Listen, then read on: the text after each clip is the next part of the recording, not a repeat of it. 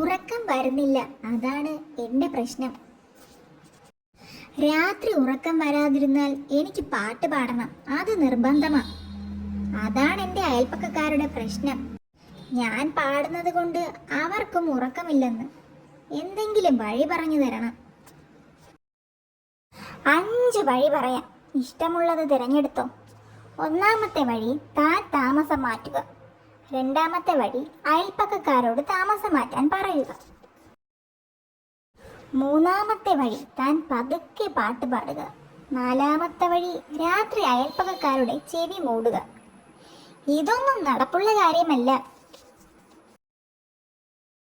എന്നാ പിന്നെ 5ാമത്തെ വഴി പറയാം. കാട്ടുമുത്തപ്പനോട് പ്രാർത്ഥിക്കുക.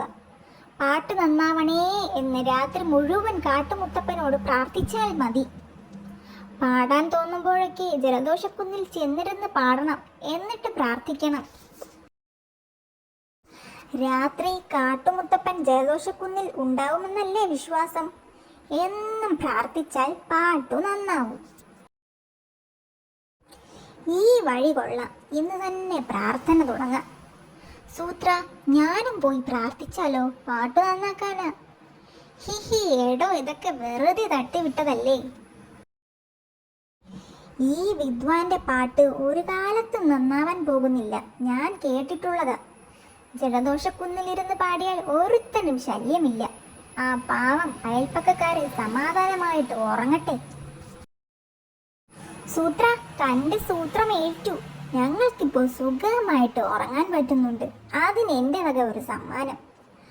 ആ പാട്ടുകാരനെ പ്രാർത്ഥിക്കാൻ വിട്ടതിന് ദാ ഒരു സമ്മാനം. ആ കഴുതയുടെ ശല്യം ഒഴിവാക്കിയതിന് ചെറിയൊരു സമ്മാനം. ഹിഹി, ഇത് കൊള്ളാമല്ലോ. പ്ടക്കോ, അമ്മേ, ഇതെന്താ? അതെ, എൻ്റെ വക സമ്മാനമാ. കാട്ടുമുത്തപ്പൻ. ആ കഴുത കാരണം എൻ്റെ ഉറക്കമാ പോയത്, അറിയാമോ? ഏത് സമയത്താണാവോ ഈ കാടിൻ്റെ മുത്തപ്പനാകാൻ തോന്നിയത്. ശോ.